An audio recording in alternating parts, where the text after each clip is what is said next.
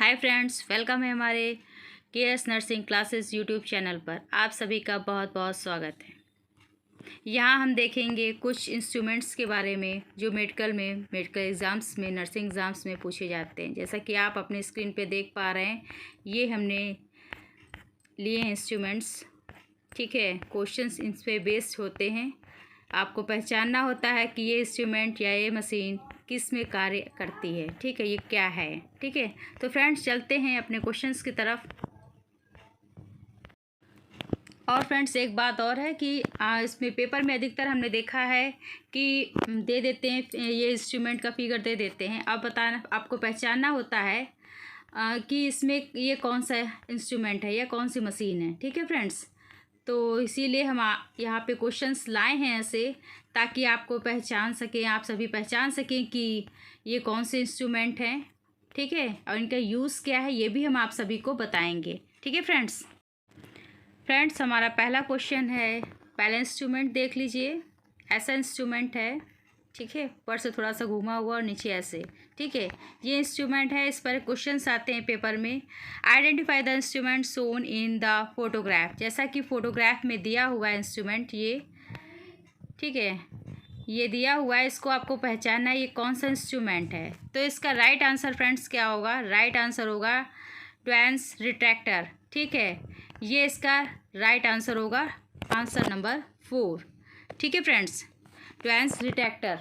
तो इसमें आप फ्रेंड्स, इसमें ट्वांस रिट्रैक्टर होता क्या है फ्रेंड्स, तो इसके बारे में भी आप जान लीजिए। ठीक है, ये देखिए जैसा कि आपकी स्क्रीन पर दिख रहा होगा, ये ट्वांस रिट्रैक्टर है।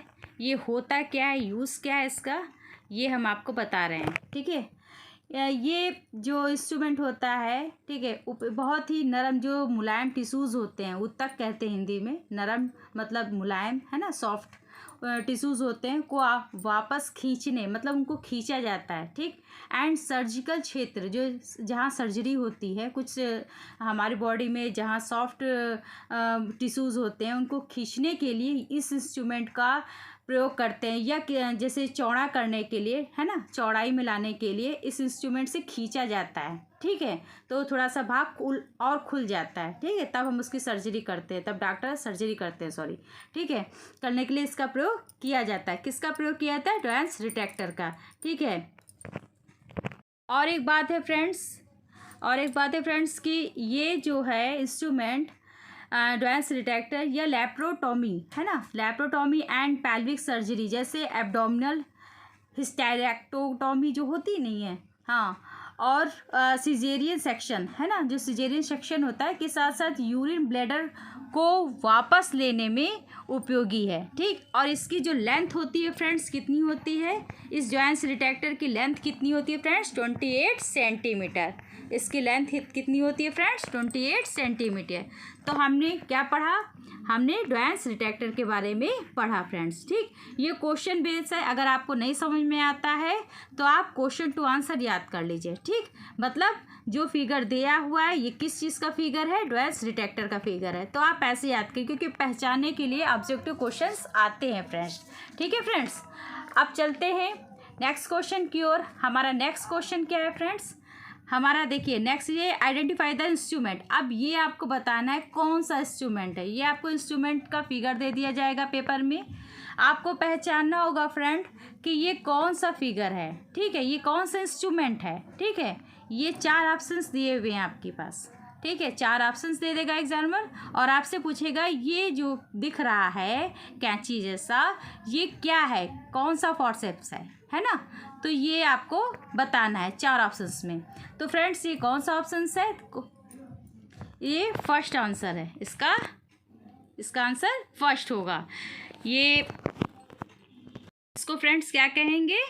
चीटल फॉर्सेप्स, है ना। ये इस टाइप में दिखता है। किस टाइप में दिखता है? इस टाइप में। कैंची नुमा, पीछे से कैंची नुमा होता है। ठीक, जैसे कैंची होती है, और आगे का शेप ऐसे बर्ड की चोंच की तरह होता है। ठीक है, वैसे ही होता है। तो इसको क्या कहते हैं फ्रेंड्स? चीटल फॉर्सेप्स कहते हैं। ठीक है फ्रेंड्स, तो इसका इज राइट आंसर हो जाएगा। इसको फिगर बहुत ध्यान से देखिए, इसका आंसर ये होगा, ये फॉर्सेप्स है। ठीक है, ये इंस्ट्रूमेंट, इसको क्या कहते हैं? चीटल फॉर्सेप्स कहते हैं। ठीक है फ्रेंड्स, ये चीज़ ज़रूर याद रखिए, ठीक है। ये बहुत इंपॉर्टेंट है और बहुत जगह पूछी जा चुकी है, ठीक है। जितना भी नर्सिंग का पेपर होता है उसमें आपको ऐसे ही डायग्राम दे देंगे और आप पहचानने के लिए 4 ऑप्शंस दे देंगे कि आप पहचानिए कि ये कौन सा इंस्ट्रूमेंट है, ठीक है। तो चाहिए इसके बारे में हम जान लें कि ये है क्या चीज़, ठीक है फ्रेंड्स। तो ये जैसे ये आप सीटल स्टरलाइज़र होता है, फॉरसेप्स होता है ना, कैंची are use to remove sterilize instruments from sorry friends from boilers and formalin जो होता है components, they are use to ensure that as each item is removed other are not infected, है ना। The forceps are placed in a container of methyl spirits when not is used, ठीक है friends. तो इसका आप जैसे ना समझ में आए आपको तो आप ये याद कर लीजिए कि इस फिगर को हम क्या कहते हैं, सीटल फॉरसेप्स कहते हैं, ठीक है। तो इसका ये आंसर होगा, ये फिगर ज़रूर याद रखिए, ठीक है। ये इंस्ट्रूमेंट ज़रूर याद रखिए कि इस इंस्ट्रूमेंट का क्या नाम है। अब ये तो सभी अधिकतर लोग जानते होंगे जो साइंस साइड पढ़े होंगे, ठीक है। तो और जो मेडिकल में होंगे वो भी जानते होंगे इसको क्या कहते हैं, इसको क्या कहते हैं। तो फ्रेंड्स इसको क्या कहते हैं, आइडेंटिफाई द फॉलोइंग इमेज, ये कहते हैं ऑटोक्लेव। क्या कहते हैं फ्रेंड्स, ऑटोक्लेव। ये देखिए ऐसा होता है, ठीक, कुकर की तरह होता है ये, इसको कहते हैं ऑटोक्लेव। ये देखिए प्रेशर रेगुलेटरी डिवाइस होती है, प्रेशर ये होता है, ठीक। और ये सेफ्टी वॉल्व होता है, ऑटोक्लेव लिड होता है, ठीक। थोड़ा धुंधला लिखा हुआ है फ्रेंड्स, थोड़ा ध्यान से देख लीजिए इसको थोड़ा सा जूम करके, ठीक। ये हैंडल होते हैं और ये स्टीम रिलीज़ वाल्व होता है, वैक्यूम रिलीज़ वाल्व होता है, आउटर स्टैंड होता है, ऑटोक्लेव बॉडी होती है, ठीक है। ये पूरी स्टील की बॉडी होती है, स्टेनलेस स्टील की, ठीक है। ये सब लगा होता है, ठीक है। इसमें एक मतलब एक टेम्परेचर होता है, उसके हिसाब से हम स्ट्राइल करते हैं, ठीक। या मेडिकल इंस्ट्रूमेंट जो है स्ट्राइल होते हैं, ठीक है। तो इसमें 4 ऑप्शंस दिए हुए हैं फ्रेंड्स, इसको आपको बताना है कि इसमें ये क्या है, ये क्या चीज़ है, ठीक है। ये आपको 4 ऑप्शंस दे देगा, एग्जामिनर बोलेगा कि ये जो कुकर की तरह है इसको क्या कहेंगे, तो आप क्या कहोगे, ये क्या है, ये ऑटोक्लेव है। क्या है फ्रेंड्स, ये ऑटोक्लेव है, ठीक है फ्रेंड्स। अब अच्छा ऑटोक्लेव के बारे में थोड़ा हम आपको बता देते हैं आपकी जानकारी के लिए, बहुत लोग जानते भी होंगे फ्रेंड्स, लेकिन हम अपनी तरफ से भी बता देते हैं। ऑटोक्लेव का उपयोग आमतौर पर चिकित्सा जो हॉस्पिटल में जो इंस्ट्रूमेंट होते हैं, ठीक, उनको स्टराइल करने के लिए किया जाता है, ठीक, ताकि मतलब वो इन्फेक्टेड ना हो, ठीक है। इससे मतलब एक को कोई बीमारी हो तो दूसरे से उसे अगर यूज़ किया है हमने इंस्ट्रूमेंट, तो अगर स्टराइल नहीं करेंगे हम, ठीक है, तो वो दूसरे को बीमारी हो सकती है, इसलिए स्टराइलेशन किया जाता है, ठीक है। तो स्टराइल होने वाली या इसको निष्फल भी कहते हैं, हिंदी में स्टराइल को निष्फल भी कहते हैं, होने वाली वस्तुओं को एक दबाव मतलब एक प्रेशर, ठीक, के अंदर रखा जाता है। इसमें जो है ये घड़ी ऊपर बनी हुई है फ्रेंड्स, आप देख रहे होंगे, इसमें एक प्रेशर होता है, ठीक है, एक दबाव के मतलब उसमें रखा जाता है, ठीक है। तो ये कक्ष होता है, पूरा ये कक्ष बना हुआ है, ठीक है, उसमें रखा जाता है, सब अंदर पानी भरा जाता है, ठीक, उसको बॉयल किया जाता है, एक दबाव एक प्रेशर पर रखा जाता है, ठीक है, भाप होती है, फिर उसके बाद कुछ समय बाद उसको निकाल लिया जाता है, ठीक है फ्रेंड्स। इंस्ट्रूमेंट स्टराइल हो जाते हैं तब थोड़ी देर बाद उसको निकाल लिया जाता है, ठीक है।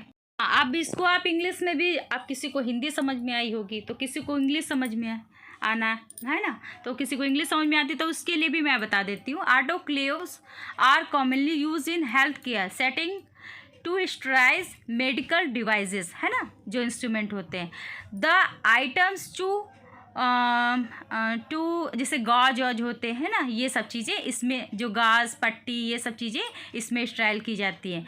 The items to be sterilize are place inside a pressure vessel commonly refers to as the chamber. ये चैम्बर होता है, जैसा कि मैंने आपको बताया, वो चैम्बर के अंदर रख दिया जाता है, लेकिन इसमें गाज और ये सब पट्टी और ये सब चीज़ें स्टाइल की जाती हैं, ठीक है। इसमें इंस्ट्रूमेंट नहीं स्टाइल किए जाते हैं। फिर यहाँ पे हाँ फ्रेंड्स, यहाँ पे है 3 factors are critical to ensuring successful steam sterilization in an autoclave: time, temperature and steam quality. मतलब इसमें इतनी चीज़ें देखी जाती है। टाइम, इतने टाइम तक इसको रखना है अंदर, है ना, जो चीज़ स्ट्राइल करनी है, गाज पट्टी ये सब चीज़ें स्ट्राइल की जाती है इसके अंदर, ठीक है। तो ये सब चीज़ें एक टाइम पर, निश्चित टाइम पर, निश्चित टेम्परेचर पर, है ना, और स्टीम क्वालिटी देकर रखी जाती है, ठीक है। ऑटोक्लेव्स यूज़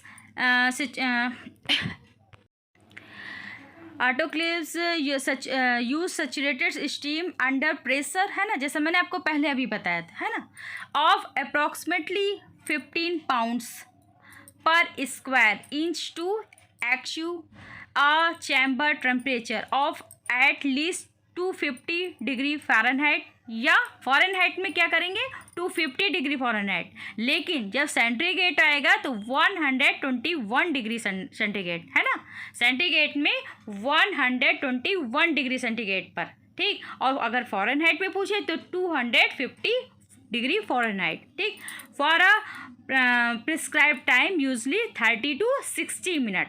30 to 60 मिनट मतलब आधा घंटा या 1 घंटा।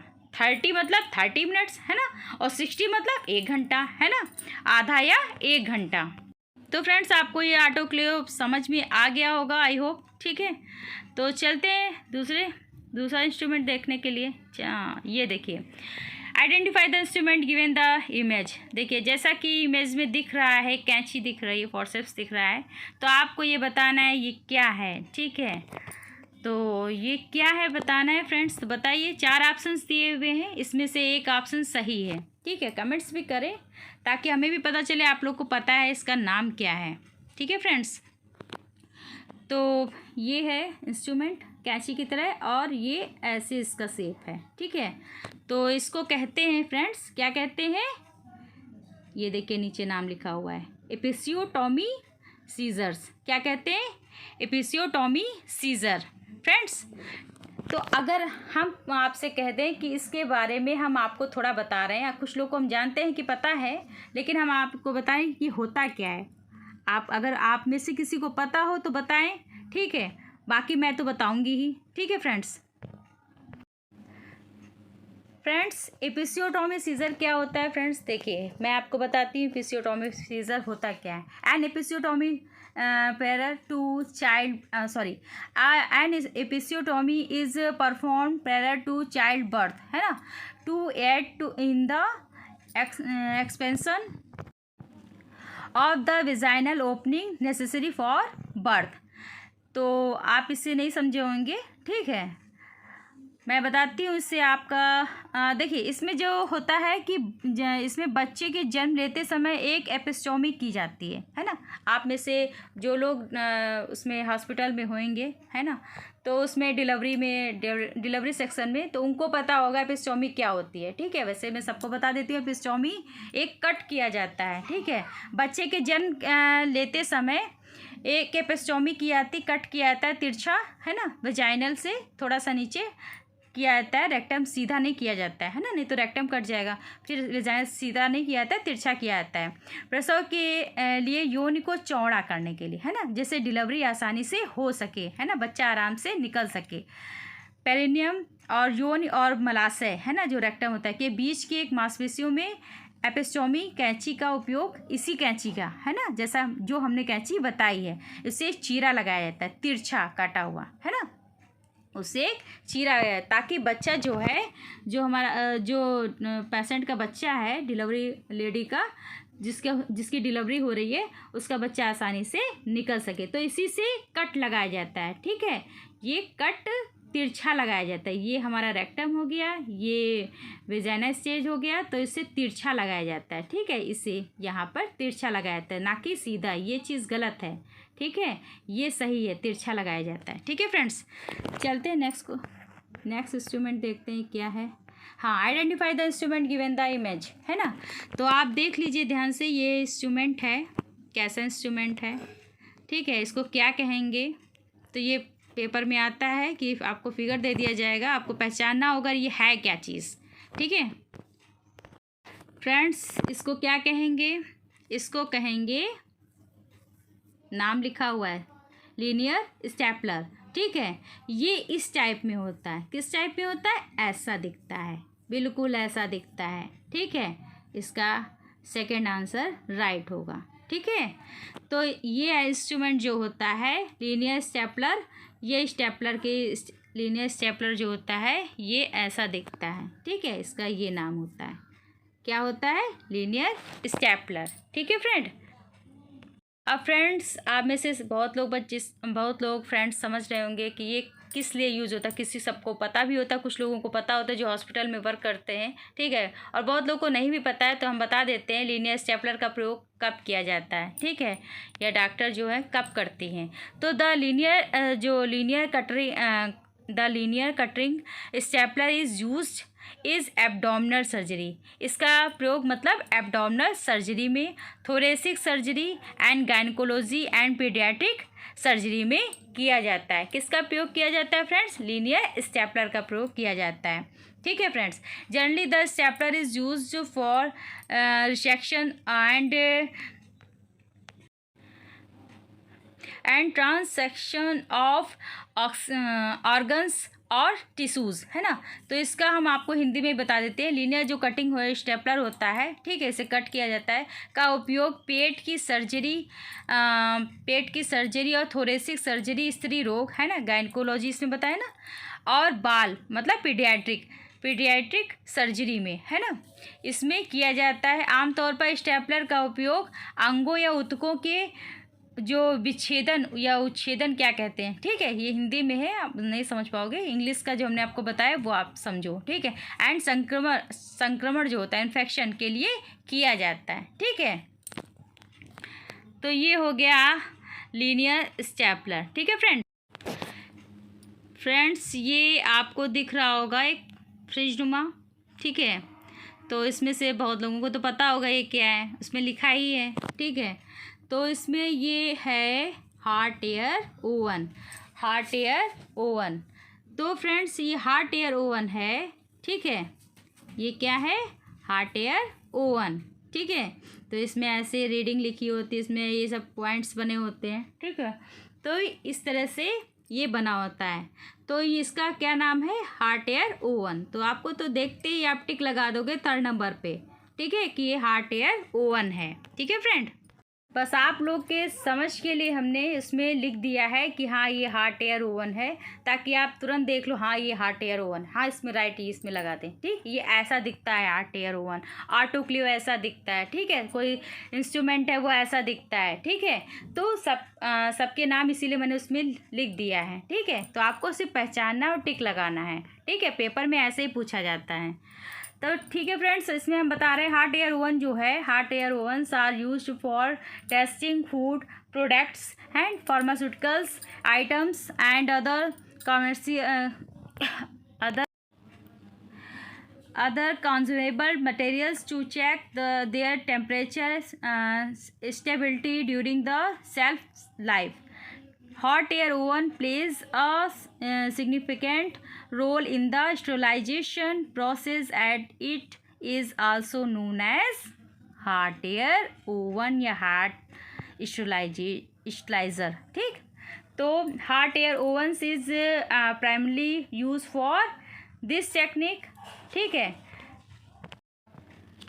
और this technique is suitable for articles like glassware, है ना, glassware, powder, oil containing materials, metal equipment, है ना. The commonly used temperatures and time that hot air ovens need to sterilize material is 170 degree Celsius for 30 minute. मतलब 170 degree Celsius होगा तब कितना रखेंगे, 30 minute के लिए।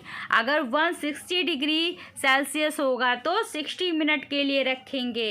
And 150 degree Celsius for 150 minutes के लिए रखेंगे। ठीक है फ्रेंड्स, या ऐसे भी कह सकते हैं the standard sitting for a hot air oven are 15 to 2 hours, 15 to 2 hours, यानी 15 to hours at 160 degree Celsius, है ना। मतलब 15 मिनट या 2 आवर्स, है ना।